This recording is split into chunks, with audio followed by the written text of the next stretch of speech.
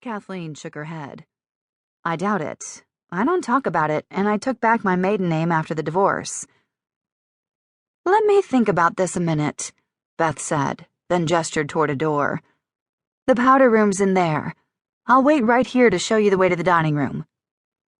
When Kathleen emerged a few minutes later, she found Beth and Melanie huddled together. They glanced up and beamed at her. So, here's the way we see it, Beth said. Either Destiny knows about your past and figures that will make you a real challenge for Ben, or she's made a serious miscalculation, Melanie said, grinning. I like that one.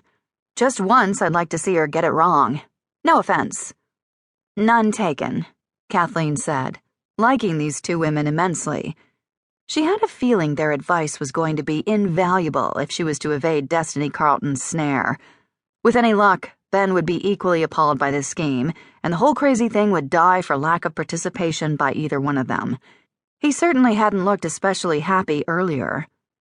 We'd better go in to dinner before Destiny comes looking for us, Beth said, casting a worried look in the direction of the living room. Destiny's allowed her conspiracies. Ours make her nervous. Why is that? Kathleen asked.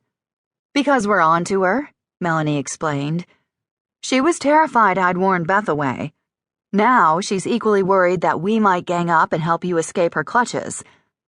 I think she anticipates that the day will come when we'll get even with her, even though we're happy about the outcome of her machinations. She gave Kathleen the same sort of sympathetic look Beth had given her earlier.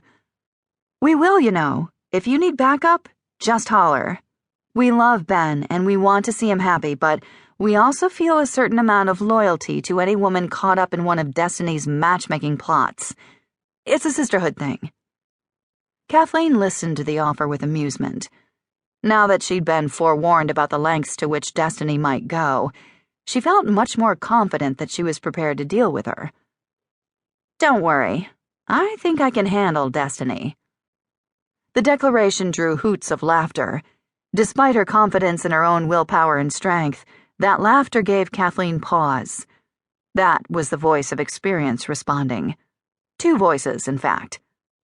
Maybe I'd better get your phone numbers, just in case, she said as they walked toward the dining room where the other guests had now assembled.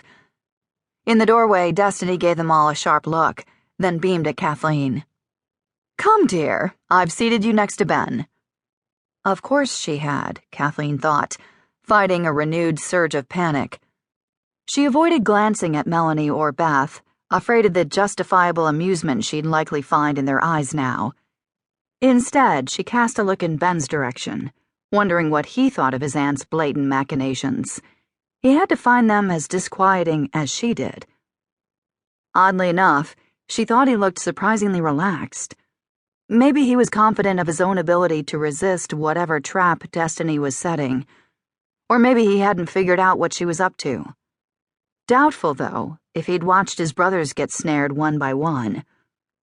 Kathleen took a closer look. He was every bit as handsome as she'd expected after seeing his brother's pictures in the gossip columns of the local papers. There was no mistaking the fact that he was an artist, though. There were paint daubs in a variety of colors on his old jeans, a streak of vermilion on his cheek. Kathleen couldn't help feeling a faint flicker of admiration for a man who could be so totally unself-conscious, showing up at his own dinner party at less than his best.